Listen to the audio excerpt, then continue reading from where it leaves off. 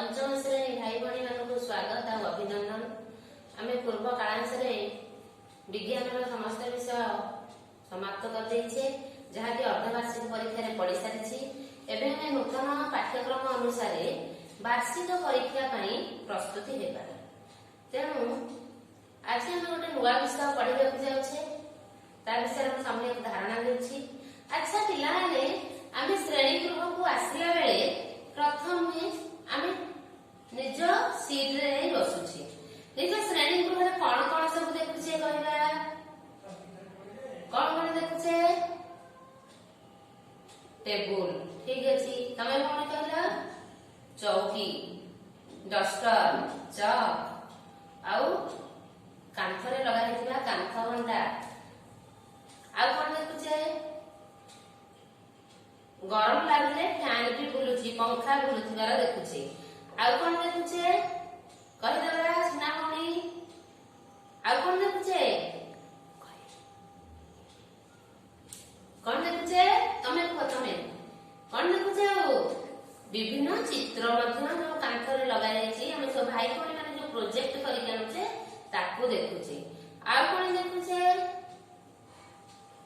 के कहि परिबो आउ गोटे जिनिस को आम देखि पारुना श्रेणी गृह आम गोटे जिनिस अच्छी किंतु ताको देखि पारुना किए कहि परिबो तमे भौणी कहला पुआ कौन देखुचे के कहि परिबेनी। अच्छा गरम हमको लागिले गुरुजी बा गुरुमा थिले हम कहूचे गुरुजी गुरुमा गुरुमा गुरुमा हमको गरम लागिला फैन बुले दियो गुरुमा भी फैन बुले दउछंती फैन बुलेले कोन होछि पवन होछि। धन्यवाद सुना मोनी। अच्छा आमे मोबे फैन स्विच को ऑन कली तबे देखिबा फैन स्विच ऑन कली देखो कोन हैला पवन हैला ताले आमे पवन को देखि पाछे कि ना केवल पवन हेले तो हम देह रे बहुत झाड़ सुखी जाउछि तेणु आम अनुभव करूछे जे किछि पवन हम देह रे बाजिला तेणु पवन को आम अनुभव करू वायु को आम अनुभव करू देखि पारुना ताले आम श्रेणी गृह रे वायु रहिछि हेले हम ताको केही देखि पारुना। अच्छा हम हाथ मुठा रे कोन धरछि के कहि परिबे हाथ मुठा खोलिली कोन अछि किछि नाही जने भौणी कहले किछि नाही तुमे भाई कहला कोन अछि कोन थिला हाथ मुठरे कोन थिला किछि नाही कहले तुमे राकेश भाई कहला कोन अछि हां धन्यवाद पवन थिला ताले वायु को हमें देखि पारु नाही पवन बा वायु को हमें देखि पारु नाही केवल अनुभव करि पारुछि। ध्यान से बंद कर देबा वर्तमान देखि हमको गरम लागले हम मते बिछणा रे बिंची होते बिछणा रे बिंचले हाथ पथरे बिंचले हम कोन होची पवन होची हम अनुभव करूचे पवन हैला। तेणु हमें आज वायु विषय पढ़ेबा को जाउछे।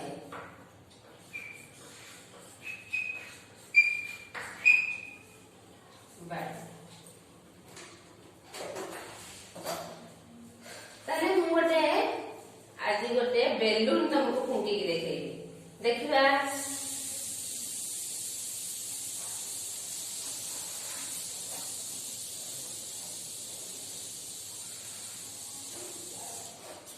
बेलून टी फुली उठिला या भीतर कोन रहिला बेलून भीतर कोन रहिला सोमिया कोणी कहबा बेलून भीतर कोन बसिला आमे पाटी रे फुंकीबा द्वारा वायु बसिला। धन्यवाद कोन बसिला वायु बसिला।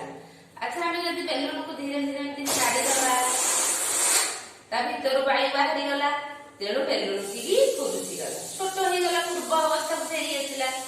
तेणु हम एथि जानिले आमे पाटी रे फुंकीबा द्वारा बा वायु प्रवेश कराइबा द्वारा बेलून टी फुली उठुची।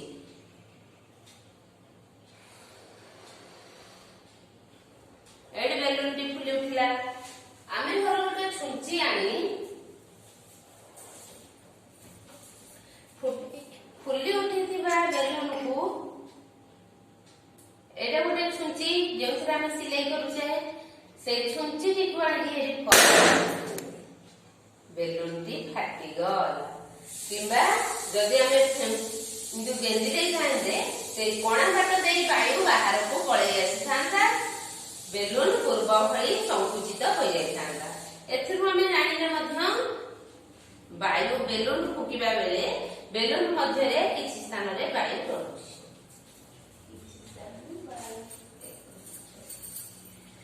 ଆଉ ଗୋଟେ ଆଜି ତୁମକୁ ଗୋଟେ ମ୍ୟାଜିକ କରିକି ଦେଖେଇବି। କଣ ଦେଖେଇବି? ଗୋଟେ ମ୍ୟାଜିକ। ଗୋଟେ ପାଣି ବୋତଲ ନବା, ଗୋଟେ ପାଣି ଜାରରେ ପାଣି ନେଲି। ଦେଖ ଏଇଟା ଶୁଖିଲା ରୁମାଲଟି, ପୁରା ଶୁଖିଲା, ଟିକେ ବି ଓଦା ହେଇନି। ଏଇଟା ଗ୍ଲାସ ଆଣିଲେ ରୁମାଲଟିକୁ ଆମେ ଗ୍ଲାସ ଭିତରେ ଭର୍ତ୍ତି କଲେ। ଗ୍ଲାସ ଭିତରେ ଭର୍ତ୍ତି କରିବା ଦ୍ୱାରା ଆମେ ପାଣି ଟପ୍ ଭିତରେ ଗ୍ଲାସ ଟାକୁ ବୁଡେଇଲି, ପୁରା ସମ୍ପୂର୍ଣ୍ଣ ବୁଡେଇଛି। ଦେଖିବା ସମସ୍ତଙ୍କୁ ପୁରା ବୁଡେଇଲି, ଉଠେଇଦେଲି। ଆମେ ଗୋଟେ ଯାଦୁ ଖେଳ ଦେଖିବା ଯେ ପାଣିରେ ମଧ୍ୟ ରୁମାଲଟି ଓଦା ହୋଇନାହିଁ। ଦେଖ ପୁରା ସେମିତି ପୂର୍ବ ଅବସ୍ଥାରେ ଶୁଖିଲା ଅଛି, ପୁରା ଶୁଖିଲା ଅଛି। କାହିଁକି ଶୁଖିଲା ଅଛି କିଏ କହିପାରିବ?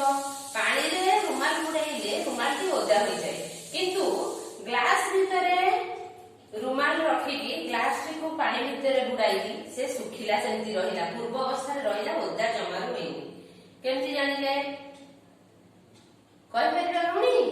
ନାଇଁ, ହଉ ଶୁଣିବା। ଦେଖ ଏଇ ଗ୍ଲାସରେ ପୂର୍ବରୁ କିଛି ବାୟୁ ଥିଲା, ତେଣୁ ଆମେ ସିଧା ଭାବରେ ଯେତେବେଳେ ଗ୍ଲାସଟିକୁ ବୁଡାଇଲେ ଗ୍ଲାସରେ ଆଉ ପାଣି ପଶି ପାରିଲା ନାହିଁ, ତେଣୁ ରୁମାଲ ଓଦା ହୋଇପାରିଲା ନାହିଁ, ତେଣୁ ରୁମାଲ ପୂର୍ବ ଅବସ୍ଥାରେ ଶୁଖିଲା ରହିଲା। ଆଉ ଗୋଟେ ଦେଖ ଗ୍ଲାସଟାକୁ ମୁଁ ସିଧା ବୁଡେଇଲି, ଟିକେ ବି ପାଣି ପଶିଲା ନାହିଁ। ଦେଖ ପୂର୍ବ ଭଳି ପୁରା ଖାଲି ରହିଛି।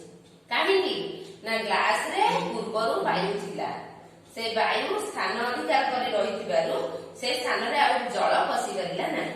ମୁଁ ଯଦି ଗ୍ଲାସକୁ ଦେଖ, ଗ୍ଲାସକୁ ଏମିତି ଟିକେ ଅଣେଇକିରି କଣେଇକିରି ବୁଡେଇବି, ତାପରେ ପାଣି ବୁଦୁ ବୁଦୁ ହେଇକି ଫୋଟକା ବାହାରୁଛି, ତାପରେ ପାଣି ଫୋଟକା କାହିଁକି ବାହାରିଲା? ନା ଗ୍ଲାସରେ ଥିବା ବାୟୁ ଗ୍ଲାସକୁ ଅଣେଇବା ଦ୍ୱାରା ସେ ଫୋଟକା ଆକାରରେ ବାହାରକୁ ବାହାରି ଆସିଲା, ଆଉ ସେହି ସ୍ଥାନରେ ଜଳ ପ୍ରବେଶ କଲା, ତେଣୁ ଗ୍ଲାସଟି ପୂର୍ଣ୍ଣ ଜଳରେ ପୂର୍ଣ୍ଣ ହେଲା।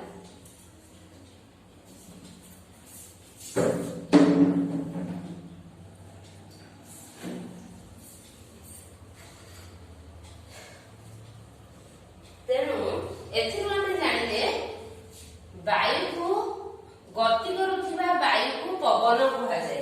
ଲେଖିବା, ଗତି କରୁଥିବା ବାୟୁକୁ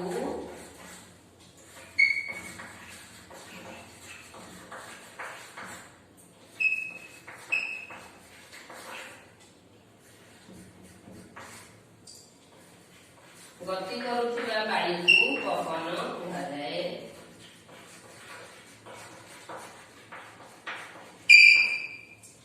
ଆଉ ଗୋଟେ ପଏଣ୍ଟ ହେଲା, ବାୟୁ ନୀଳ କି ନାଲି କି ସବୁଜ ଆମେ ଜାଣିଛେ କି? ନା ଜାଣିନେ। ବାୟୁର ରଙ୍ଗ ନାହିଁ। ବାୟୁର କଣ ନାହିଁ? ରଙ୍ଗ ନାହିଁ। ଗତି କରୁଥିବା ବାୟୁକୁ ପବନ କୁହାଯାଏ। ଏଇ ଯୋଉ ଯେତିକି ସବୁ ଆମେ ପରୀକ୍ଷଣ କରିଲେ, ତେଣୁ ଆମେ ଏଇ ସିଦ୍ଧାନ୍ତରେ ଉପନୀତ ହେଲେ ଯେ ବାୟୁ ରହିବା ପାଇଁ ସ୍ଥାନ ଅଧିକାର କରେ। ବାୟୁ କଣ କରେ? ବାୟୁ ରହିବା ପାଇଁ ସ୍ଥାନ ଅଧିକାର କରେ। ତେଣୁ ବାୟୁ ସ୍ଥାନ ଅଧିକାର କରିଥାଏ। ବାୟୁ ଗ୍ୟାସ ଅଧିକାର କରିଥାଏ ନା ବାୟୁ ସ୍ଥାନ ଅଧିକାର କରିଥାଏ?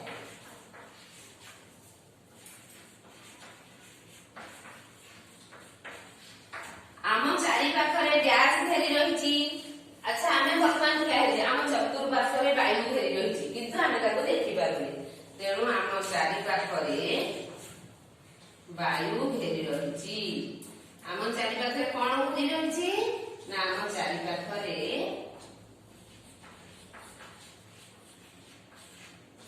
ବାୟୁ ଘେରି ରହିଛି।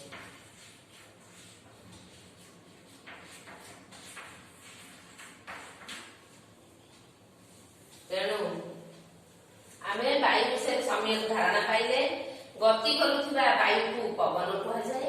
ବାୟୁର ରଙ୍ଗ ନାହିଁ, ବାୟୁ ସ୍ଥାନ ଅଧିକାର କରେ ଆଉ ଆମ ଚାରିପାଖରେ ବାୟୁ ଘେରି ରହିଛି। ଏହାର ପରବର୍ତ୍ତୀ